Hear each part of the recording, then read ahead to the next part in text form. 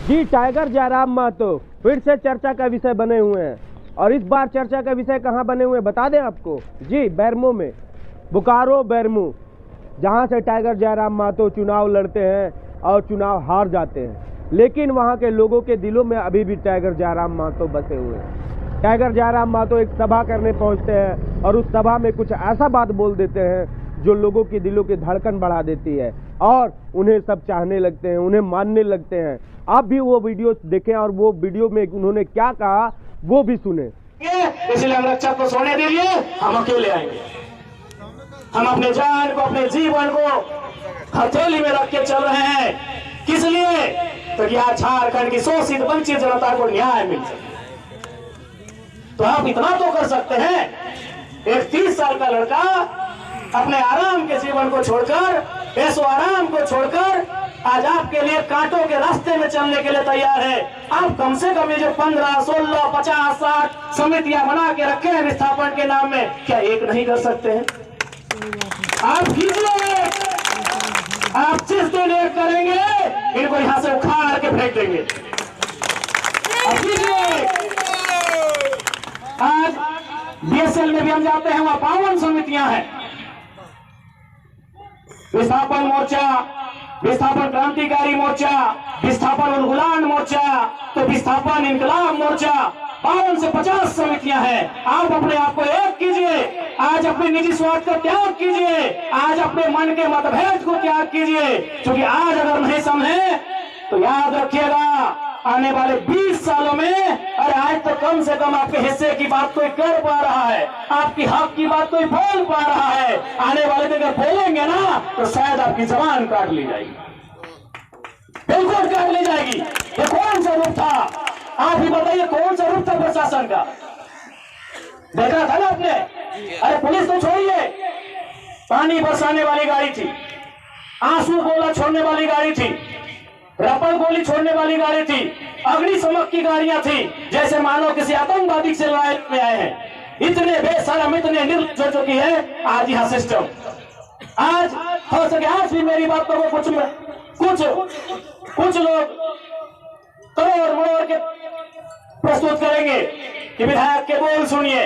अरे उनको नहीं मालूम है विस्थापन का दर्द क्या होता है। अगर वे विस्थापन को अध्ययन कर लेते तो शायद ये बोली बोलने का अवसर नहीं देखते। इसलिए आज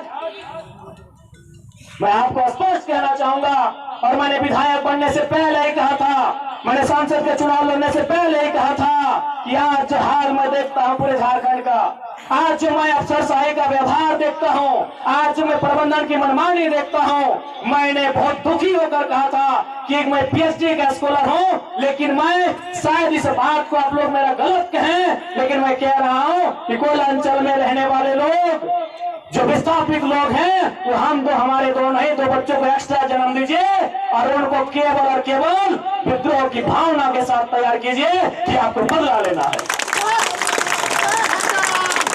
बिल्कुल इस मेरी बात से बहुत सारे लोगों की आपत्ति होगी कि माननीय कैसा बोल रहे हैं, लेकिन उनको क्या मालूम कि जिस जमीन को हमारे बाप दादा ने 1970 में दिया है, हमारे बाबूजी मर गए, लेकिन आप भी जवान बेटा वो बुढ़ापे की ओर चला गया है, लेकिन इंसाफ नहीं मिल पाया है। और ये तो गनीमत है।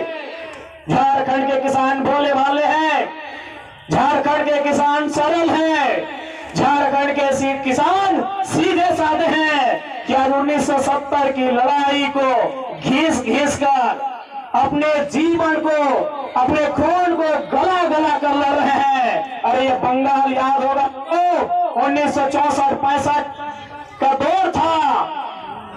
एक दिन पहले कुछ जमींदारों ने, कुछ सामंतवादियों ने एक किसान को मारा था। उन्होंने नक्सलवादी और नक्सलवादी जैसे घटना को अंजाम दे दिया था। एक दिन पहले। ये तो झारखंड के किसान हैं कि 70 साल से बर्दाश्त कर लिए। बंगाल के किसानों ने एक दिन बर्दाश्त नहीं किया था। आज आप नक्सलवादी सुनते हैं ना, नक्सली नक्सली नक्सली, ये डिक्शनरी का वर्ड नहीं है। नक्सली कोई बुरा वर्ड नहीं है। नक्सली बुरा हो सकता है, नक्सली वर्ड बुरा वर्ड नहीं है। नक्सली एक्चुअल में, वास्तव में बंगाल में दार्जिलिंग जो क्षेत्र है वहां एक गांव है, उसका नाम है नक्सलवाड़ी। नक्सली कोई डिक्शनरी का शब्द नहीं है जिसको हम लोग झारखंड में सुनते हैं नक्सली। एक बंगाल का गांव है, उसका नाम है नक्सलवाड़ी। उसी गांव में घटना घटी थी। किसानों को कुछ जमींदारों ने, जमींदार को आप प्रबंधन से तुलना कर सकते हैं, जमींदार को प्रशासन से तुलना कर सकते हैं, तो कुछ जमींदारों ने, उस किसान का नाम था जंगल संथाल, लगभग 6 फुट ऊंचाई का वो किसान, तो उसका नाम था जंगल संथाल। उस किसान के कुछ साथियों को लाठी डंडे से पीटने का काम किया था। बदले में एक ऐसा क्रांति आती है, उसे आप नेगेटिव कहिए पॉजिटिव कहिए, वो विषय नहीं है कि आज उसे नक्सलवाद, नक्सली और नक्सलवादी का नाम दिया गया। वे किसानों की घटना थी। आधा दर्जन प्रखंड के प्रखंड विकास पदाधिकारी थे, आधा दर्जन थाना के थाना प्रभारी थे, SDM Bermo, SDPO Bermo, ADC Bokaro, उनके साथ साथ वाटर कैनन की गाड़ियां, फायर ब्रिगेड की गाड़ियां, आंसू गैस छोड़ने वाली गाड़ियां, रबड़ गोले दागने वाली गाड़ियां, ऐसा टीम बनाकर आई थी जैसे मानो वह रैयतों से नहीं बल्कि किसी आतंकवादियों से मुकाबला करने आए। क्या हाल होगा आपको सोच के देखिए। एक विधायक है हम, ठीक है, हमारे समर्थकों ने गलत किया था, सही किया था, वो अलग विषय है, लेकिन प्रशासन का ये रूप, ये कौन सा संवैधानिक तरीका है भाई। एक महज मामूली क्वार्टर का विषय था, ऐसे ऐसे क्वार्टर धनबाद बोकारो में गिनेंगे तो शायद 1 लाख के आसपास होगा, 1 लाख आसपास होगा। एक मामूली क्वार्टर के लिए जो प्रशासन ने अपना एक घृणित चेहरा दिखाया, बिल्कुल ये घृणित चेहरा था प्रशासन का, ये नफरती चेहरा था प्रशासन का, ये असंवैधानिक अमानवीय चेहरा था प्रशासन का। एक विधायक के साथ जब वो इस प्रकार का व्यवहार कर सकते हैं तो सोचिए आम ग्रामीण रैयत विस्थापितों का क्या हासिल होगा आने वाले सालों में। इसलिए आज मैं तमाम रैयतों से, जिन्होंने किसी परियोजना में, किसी कल कारखाने में, कि डीवीसी की परियोजना हो या सीसीएल पीसीसीएल की परियोजना हो, जिन्होंने अपनी जमीन देने का काम किया है, आज उन्हें एक मंच में आने की आवश्यकता है। मैं आपसे आह्वान करने आया हूं। आज मैं एक विधायक हूं, एक 30 साल का युवा, एक सुनहरा सपना, एक सुनहरी जिंदगी हमारे सामने, लेकिन आज उस जिंदगी को ठोकर मार के हम कांटों की ताज को स्वीकार करते हैं। सुनहरी उस मखमली जीवन को हम ठोकर मार के कांटों के रास्ते को चुन रहे हैं, जबकि आपको भी मालूम है हम माननीय हैं, फूलों का बिस्तर हमारा स्वागत करने के लिए तैयार है, लेकिन हम कांटों की राह चल रहे हैं। आज प्रत्येक दिन दर्जनों ठेकेदारों का फोन आता है, बैठेंगे विधायक जी, दर्जनों वीआईपी लोगों का फोन आता है, 2 मिनट बैठिए विधायक जी, और आपको भी मालूम है उनके साथ बैठेंगे तो क्या डील होगा, आपको भी मालूम है, करोड़ों में ना सही लाखों में तो डील जरूर होगा। यानी एक मखमली बिस्तर को हम ठोकर मार के कांटों के साथ चल रहे हैं, किसके लिए, झारखंड के आवाम के लिए हम चल रहे हैं। आज क्या कमी होगी, एक माननीय को क्या कमी हो सकती है भाई। हमें आवास मिलेगा, गाड़ी की सुविधा मिलेगी, टीए मिलेगा, हर प्रकार की सुविधा मिलेगी, भत्ता मिलेगा, हवाई यात्रा मिलेगा, रेलवे की यात्रा मिलेगी और लाखों रुपए की सैलरी मिलेगी। और उन चीजों को दरकिनार करते हुए, उस ऐशो आराम के जीवन को ठोकर मारते हुए हम आपके बीच विधायकी के साथ साथ अपनी जान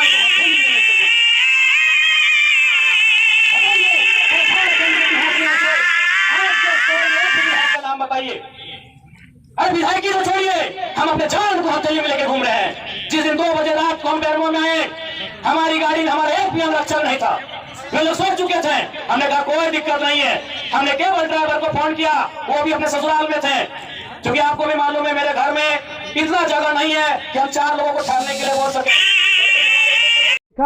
वीडियो सुना होगा आपने, और पूरी तरह से टाइगर जयराम महतो अग्रेसन में क्या कह रहे हैं देखा ना, कि अब 2 बच्चे नहीं, अब आप 4 बच्चे आप जन्म दें, ताकि वो 2 बच्चे आपके मुसीबत में लड़ने के लिए, आपके मुसीबत में साथ बनने के लिए, आपकी लाठी बनने के लिए तैयार रहे।